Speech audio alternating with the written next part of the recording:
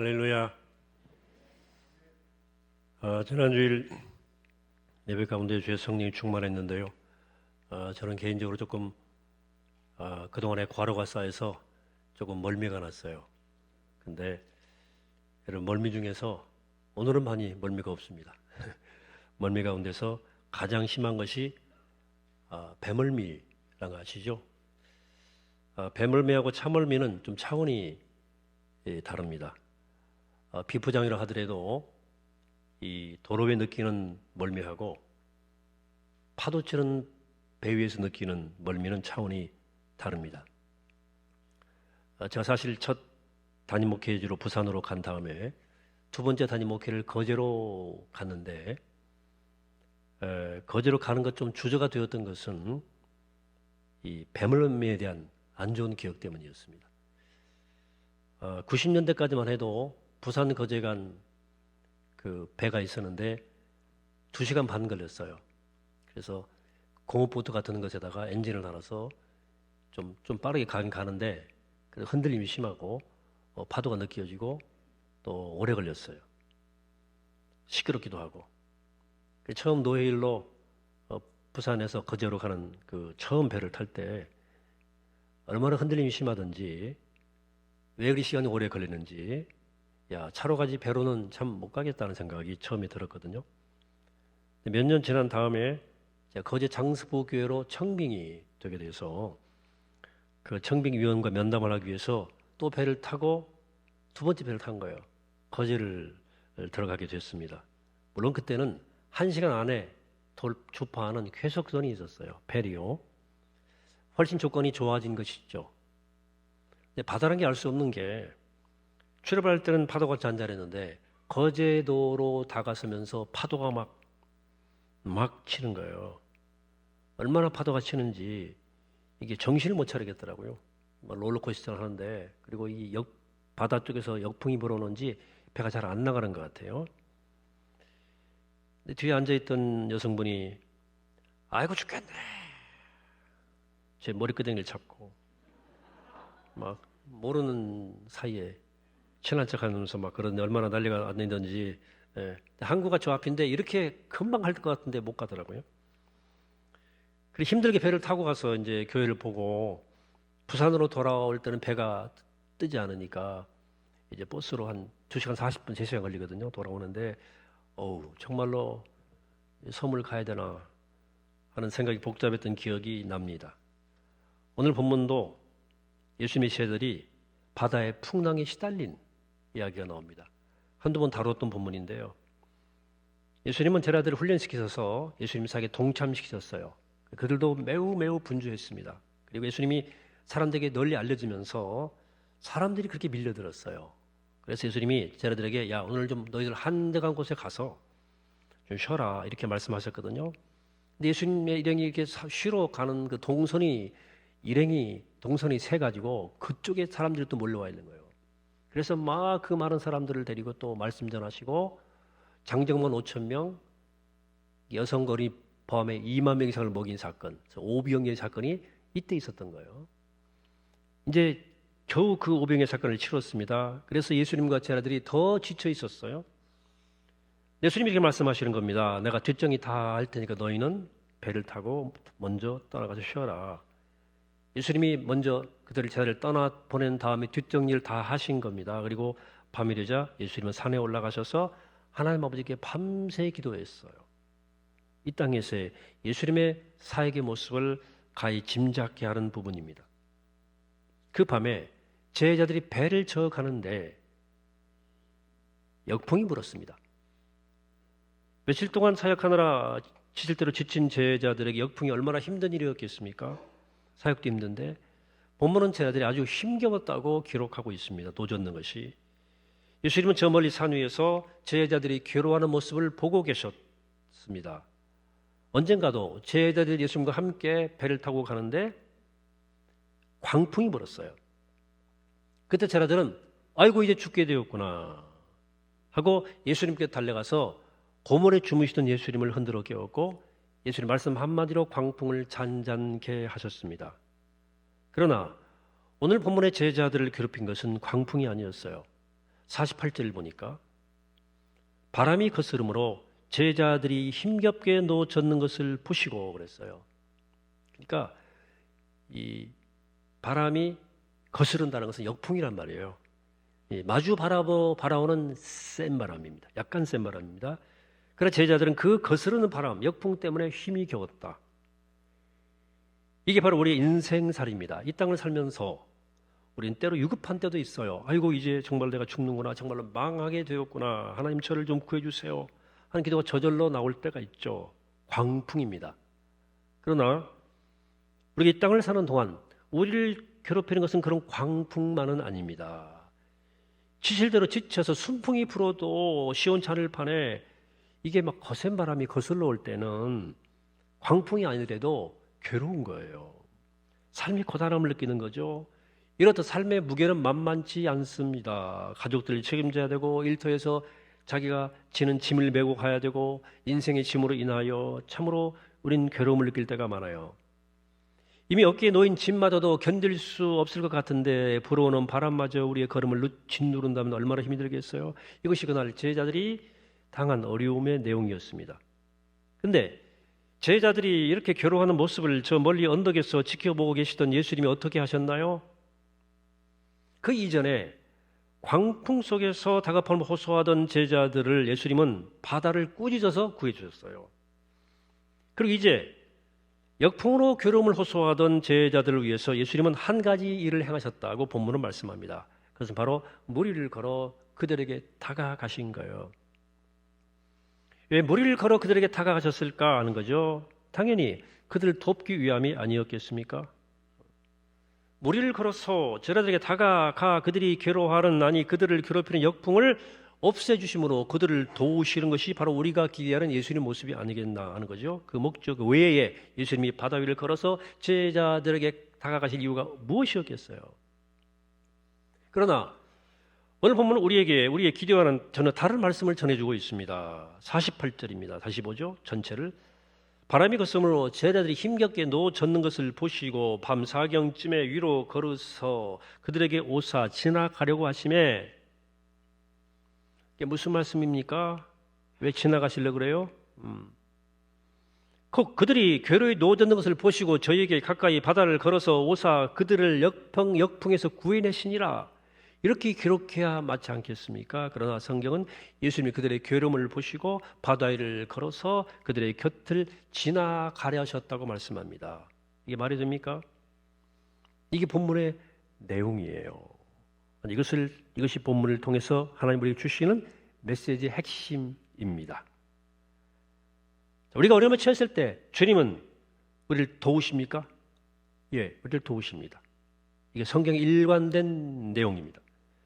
어미달기 자기 어린 병아리를 품듯 주님이 우리를 보호해 주시는 분 맞습니다. 그런데 왜 종종 우리는 괴로움에 처했을 때 하나님의 도우시는 손길을 전혀 느끼지 못하는 것입니까? 아니 왜 하나님은 종종 우리가 괴로움을 당하는 것을 보시면서도 가만히 계시는 것일까요? 왜 우리 옆을 그냥 지나쳐 가시는 것일까요? 그 이유를 아는 게 중요하죠. 오늘 주님이 우리 괴로움에 처한 제자들을 그냥 지나치려고 하신 이유가 무엇일까? 여기 자녀 키우시는 분들은 그 이유를 조금 이해할 수 있을 것 같아요. 아이들 어린이집 유치원에 보내보신 부모들 그때 기억나십니까? 저는 손주들 어린이집에 보내는 모습을 보았습니다. 한 주를 지나고 아이들 어린이집에 보낼 때 아이들은 엄마를 쉽게 떨어지려고 하지는 않아요. 엄마 아빠하고만 있다가 모르는 선생님, 모르는 친구들 속으로 처음 들어가는 것이어서 그렇습니다. 당연히 처음에는 아이들이 안 떨어지려고 울죠. 다 저보다 큰 애들이고 다 어른들이고 그러니까 낯설어 우는 거죠. 선생님이 아이를 두고 가라고 해도 두고 가라고 하죠. 물론 그냥 어머니는 가시라. 그래도 엄마는 발걸음이 잘 떨어지지를 않는 거죠. 그래서 아이들을 두고 저 멀리에서 온 창문 너머로 아이가 잘 적응하는지 지켜보기도 하죠. 우는 소리 안 나는지. 그때 엄마가 아이가 운다고 견디지 못하고 다시 쑥 들어가면 아이가 어떻게 되겠습니까? 울음은 그치고 좋아하겠죠. 아이의 괴로움은 해결되고 아이는 역시 우리 엄마 나를 도와주는 사람이야 라고 엄마에 대한 신뢰를 더 깊게 가질 것입니다. 그러나 만약 이런 일이 지속된다면 아이는 영원히 엄마 아빠 곁을 떠나지 못하고 독립하지 못합니다. 문제는 부모는 언젠가 아이를 떠나야 한다는 거예요. 홀로 서야 됩니다. 그렇죠? 이 세상 어느 부모도 자녀 옆에서 영원히 머무를 수는 없습니다. 아무리 사랑해도. 자녀가 괴로울 때 그래서 부모는 자녀를 물론 돕죠. 그러나 그 방법은 자녀의 생각과 다를 수 있습니다. 때로는 괴로움에 처한 자녀를 그냥 지나치는 것이 자녀를 진짜 돕는 것일 때가 많죠. 주님은 그날 사안의 제자들이 괴로움을 당하는 것을 지켜보고 계셨어요.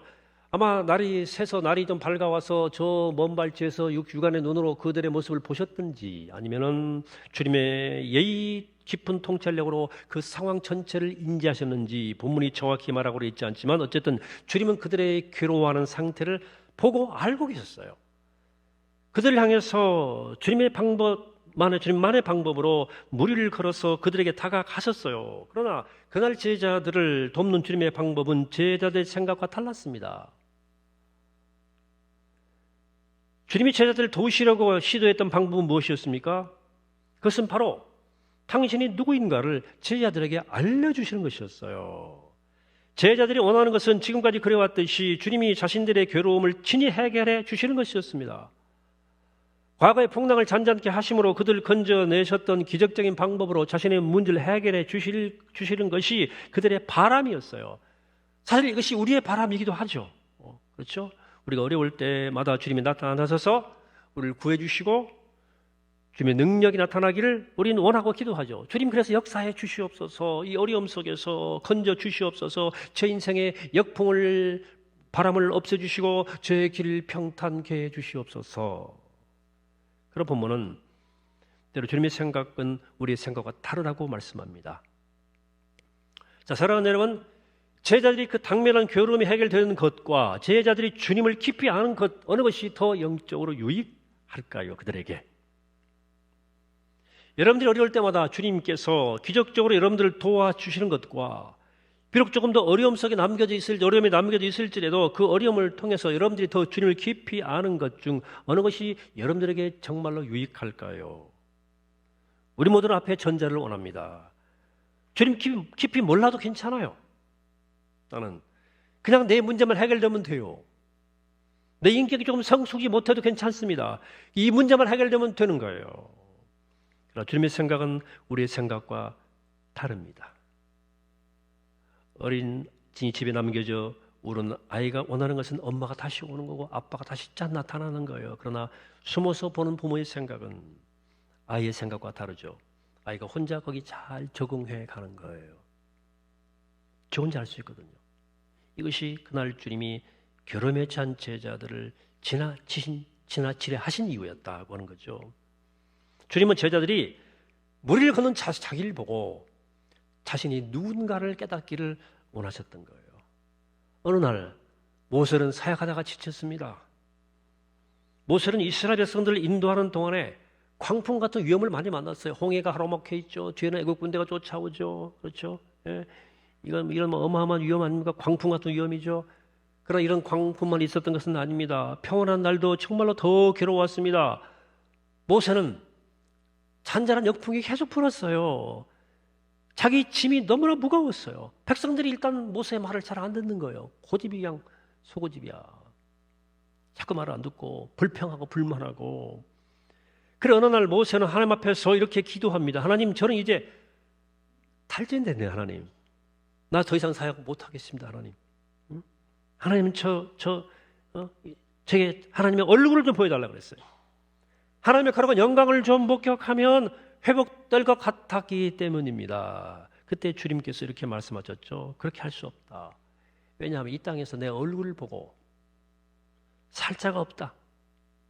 너는 바위 틈에 서 있거라. 내가 지나가고 난 다음에 너는 내 등을 볼 거다. 이렇게 말씀하셨지 않습니까? 왜 하나님은 얼굴은 되고 등은 안 되는 것입니까? 우리 이 말씀을 잘 해석해야 됩니다. 하나님이 영이신데 무슨 얼굴이 있고 무슨 등이 있겠어요. 우린 죄인이기 때문에 이 땅에 사는 동안 거룩한 하나님의 영광을 다 볼 수는 없어요. 보는 순간 화로 다 망하였구나라는 증거, 이사야 고백처럼 보는 순간 죄인된 우리는 그것을 감당할 수가 없어요. 완벽하게 거룩하신 하나님을 근본적으로 죄인된 우리가 완전히 감당할 수는 없는 거예요. 그래서 하나님은 모세를 바위 틈 안에 두신 채 손으로 덮고 지나가십니다. 그리고 모세는 하나님의 등을 본 거예요. 다시 말해 하나님이 지나가던 흔적을 목격한 것입니다. 영광의 일부분을 본 것입니다. 모세는 하나님이 지나가신 자리, 부분적 하나님의 영광을 보고 또 위로를 받습니다. 다시 사역할 힘과 용기를 다시 얻게 됐습니다. 선지자 엘리야는 얼마나 힘이 들었던지 하나님께 이렇게 기도해요. 하나님, 차라리 내 목숨을 거둬가 주세요. 하나님, 나 살고 싶지 않네요. 죽여주세요. 이렇게까지 기도했던 사람이 엘리야입니다. 그렇게 위대한 승리를 거두고도 이세벨의 그 지배한 추적을 받고 기가 질려가지고 갑자기 낙담이 확 돼가지고 사역할 용기가 사라졌고 심지어 더 이상 살아갈 용기도 없어져 버렸습니다. 그때 하나님이 그를 어떻게 위로하십니까? 엘리야를 언덕에 세워놓고 하나님이 그 앞을 지나갔어요. 지진이 일어나도 거기 하나님이 계시지 않았다 그러고, 불이 지나가도 하나님이 거기 계시지 않았고, 바위가 막 흔들리는 바람이 불어도 하나님이 계시지 않았어요. 그리고 그 모든 것이 다 지나간 후에 세미한 음성이 들려오는데 하나님이 그때 엘리야 앞을 지나가셨어요. 하나님이 그때 임재하신 거예요. 엘리야가 다시 용기를 얻습니다. 이렇듯 어떤 형태로든 하나님을 만난 사람은 누구라도 위로와 용기를 얻게 돼 있어요. 그분은 천지를 만드시고 나를 지으시고 역사를 주관하신 분이기 때문입니다. 그리고 우리가 그 하나님을 알고 그분을 깊이 경험하면 어떤 역경도 역풍도 고난도 이겨낼 수 있습니다. 그리고 구약 성경에 통달했던 제자들이 이 사건을 잘 알고 있었을 거예요. 물론 모세 사건도 엘리야의 사건도 그들이 잘 알고 있었을 겁니다. 그래 주님은 그들을 격려하기 위해서 그들 옆을 지나가려 하셨던 거예요. 주님이 힌트를 주시고자 한 거죠. 당신이 바로 그 옛날 모세와 엘리야 앞을 지나가던 하나님이심을 깨달아 보라는 거죠. 힌트죠. 그래서 역풍이 물러가지 않아도 역풍을 맞서고 힘과 용기를 내서 다시 역풍을 이길 힘을 가지고 맞서라고 힌트를 주신 거예요. 결과는 어떠했습니까? 49절입니다.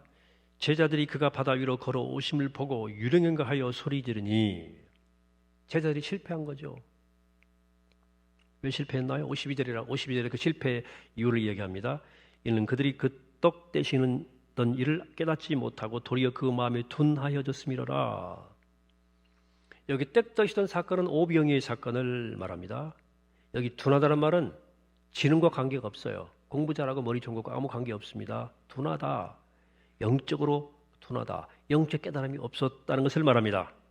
영적인 사실에 둔했다는 거예요. 그들에게 그건 뭐가 중요했느냐? 언제나 그들의 현실적 문제였습니다. 당장 5,000명의 사람들을 먹이는 문제, 폭풍의 문제, 또 역풍의 문제, 그리고 그들 인생에 다가오는 수많은 문제들을 해결하는 것이 그들에게는 가장 중요한 일이었습니다. 그래, 그들은 그들과 함께 하시는 분이 누군지, 그분이 지금 자신들에게 주시는 교훈이 무엇인지를 전혀 깨닫지를 못했습니다. 그날 제자들은 예수님이 주신 영적 힌트를 알아채지 못했어요. 누가 옆에 여러분 졸면 꾹꾹 옆구리 찌르잖아요. 뭐 왜 찔러요? 졸지 말아라. 그리고 정신 차리라고. 제자들 예수님께서 이렇게 제자들 쿡 찌르신 거예요. 힌트를 준 거라 그 말입니다. 내가 누구야? 딱 알려주신 거예요. 근데도 못 깨달은 거예요. 일상생활의 짐에 눌려서 영적 눈이 깜깜해져 버렸기 때문입니다. 오늘 교회 안에도 이런 크리스찬들이 얼마나 많은지 몰라요. 여러분들은 어떻습니까? 하나님 앞에서 묵상해 보십시오. 여러분, 우리 삶의 상황 가운데 주신 하나님의 예수님의 팁이 있어요. 힌트가 있어요. 그 알아차리십니까? 성령은 날마다 우리 곁에 오셔서 우리 옆구리를 찌르세요. 나야, 너를 짓고 온 세상을 주관하시는 나, 창조주 하나님 나야. 하나님은 언제나 우리 곁에 계시다는 사인을 계속 보내주셔요. 여러분, 지난 설 우리는 오병이와 같은 기적을 얼마나 많이 체험했습니까? 나는 몰라요. 나는 그런 일 없었어요. 말씀한다면 그것은 여러분들이 깨닫지 못했을 뿐입니다. 지금까지 우리가 살아온 것은 다 하나님의 기적 같은 도움의 손길이 여기 있었기 때문 아니겠습니까? 60년이 세월이 그냥 지나갔겠습니까? 우리가 지금껏 존재한 것은 다 하나님의 은혜예요. 도움이에요. 그걸 못 깨달았던 것 뿐이에요. 그렇다면 지금 여러분들이 원하는 건 뭐예요? 당장 지금도 또 한 번에 똑같은 이적의 리바이벌입니까? 주님은 그날로 할 수 없이 두려워 떨고 있는 제자들 앞에 나타났었거든요. 결국은 나타났어야만 했어요. 그들이 그러니까 51절이에요. 배에 올라 그들에게 가시니 바람이 그치는지라 제자들이 마음에 심히 놀라니. 그러나 떨고 있던 그 제자들을 안으시면서 이렇게 말씀하시죠. 그들이 다 예수를 보고 놀람이라. 이에 예수께서 곧 그들에게 말씀하여 이르시되 안심하니 내니 두려워하지 말라 하시고. 내니, 여기 내니란 말 헬라어로 에고에이미인데요. 이 에고에이미가 특별한 표현이에요. 나는 나다라는 뜻이 에고에이미. 난 생명의 떡이다. 나는 세상의 빛이다 할 때 다 에고에이미예요. 이건 구약에서 계시된 하나님, 야훼 하나님의 이름과 똑같은 뜻입니다. 옛날 모세가 가서 내 백성을 구하라. 하나님의 음성을 듣고 그 말씀에 하나님 나는 못합니다. 저들이 누가 너를 보냈냐고 따져 물으면 제가 뭐라고 대답해야 됩니까? 그때 하나님께서 최초로 하나님 당신의 이름을 가르쳐 주시죠. 그 이름이 바로 야훼, 여호와예요. I'm who I am. 나는 나다. 나는 스스로 있는 자다라는 뜻인데 그것이 헬라어로 번역하면 에고에임이에요. 내니. 예수님 지금 말씀하는 거예요. 나다. 자, 이걸 보고 나를 모르겠냐? 내가 바로 이 땅을 지은 창조주 하나님이야. 그날 모세 횃불 가운데 나타났던 그 하나님이 나다. 내가 바로 너의 목자야. 나는 목숨을 버리기까지 너를 사랑하는 나다. 지금 역풍이 멈추지 않는다고 낙심하지 말고 내가 널 지켜보고 있으면 너를 돕기 싫어서가 아니라 내게 능력이 없어서가 아니라 너를 가장 좋은 길로 인도하기 위함이야. 나다. 사랑하는 여러분, 앞으로도 우리 인생 가운데는 삶의 무거운 짐들이 얹혀질 것입니다. 그리고 아무리 예수님을 열심히 믿어도 우리 인생 가운데 역풍이 찾아올 거예요. 그때 기도하면 하나님이 짠 하고 나타나셔서 언제나 우리 문제를 해결해 주실까요? 아닙니다. 그건 어린이집 들어가기 전에 하는 일입니다. 성경은 때로 단순하게 주님이 우리의 목자라고만 말씀하십니다. 하나님은 나를 사랑하시는 분이라고 말씀하십니다. 그러나 분명히 말씀하세요. 그냥 닥치 문제만 모면하려고 하지 말고 하나님이 어떤 분인지를 좀 알아라는 거예요. 그리고 그 말씀 붙잡고 내 인생을 잘 살아가라는 말씀하시는 거예요. 여러분, 바라기는 우리 모두 하나님의 이 은혜로 이 말씀을 가슴 깊이 새겨서 어린이집과 유치원을 졸업하는 은혜가 있게 되기를 축복합니다. 우리 교회가 60주년을 맞이하면서 사랑과 진리로 성숙하는 교회라고 하는 주제를 정했어요. 우리 교회의 나이와 연륜에 맞게 좀 성숙하자는 거죠. 여러분, 그렇습니다. 우리 이제 성숙해졌으면 좋겠어요. 여러분, 교회 생활에는, 인생은, 신앙생활에는 많은 장애물이 있고 부딪히면 당연히 상존합니다. 마음 상하는 일, 힘든 일 언제나 만나게 돼요. 어떤 사람은 그 부딪힘을 통해서 그냥 주저앉아 버리죠. 유치원, 초등학교 졸업 못해요. 매번 졸업 못해요. 날마다 울면서 교회 생활하는 분도 계시죠. 물론 힘든 일이 많죠. 그러나 계속 힘들어만 하는 것은 하나님 원하시는 것이 아닙니다. 사랑하는 여러분, 하나님을 좀 알아보시고 일어서시기를 축복합니다. 그 부딪힘을 통해서, 그 좌절을 통해서 나의 부족함을 보고 하나님이 여러분들의 삶의 크기를, 여러분들의 마음을 좀 넓혀주시길 기도하시길 바랍니다. 그리고 하나님이 보이시는 새로운 믿음의 세계를 향해서 또 힘있게 내일을 향해서 전진하시기를 축복합니다. 주께서 내 인생의 고난의 현장을 잊게 하시면서도 그냥 지나가시듯 보일 때 주님 주시는 힌트가 있어요. 그걸 알아채시기를 바랍니다. 다다. 주님이 바로 천지를 주신 하나님이시오, 전능하신 하나님이시오, 나를 위해 자신의 전부를 주시는 사랑의 하나님이심을 빨리 알아채십시오. 빨리 알아채세요. 그리고 그 주님을 더 신뢰하고 두려워하지 말고 지금 내가 선 삶의 자리에서 내가 가야 할 길을 믿음으로 뚜벅뚜벅 걸어가는 복된 여러분 되시기를 이 아침에 주 이름으로 간절히 축원합니다. 기도하시겠습니다. 거룩하신 하나님, 우리 인생도 바람이 거스를 때가 있습니다. 인생이 참 고난하고 피곤한데 또 바람이 거슬러 올 때 하나님이 내 옆을 지나가십니다. 돕지 않으셔도 주님이 누구신지를 보여주십니다. 그 영적 힌트를 발견하게 하시고 주 음성을 듣게 하시고 말씀을 듣고 그 말씀 붙잡고 넉넉하게 우리가 당하는 모든 문제들을 거슬러 올라가는 믿음의 길을 행진을 계속하는 내가 선 삶의 자리에서 믿음으로 나의 길을 믿음으로 뚜벅뚜벅 걸어가는 거룩한 행진, 성숙한 길을 걸어갈 수 있도록 우리를 축복하시고 이끄시고 인도하여 주옵소서. 감사드리옵고 우리를 구원하신 우리 주 예수 그리스도의 이름으로 기도하옵나이다. 아멘.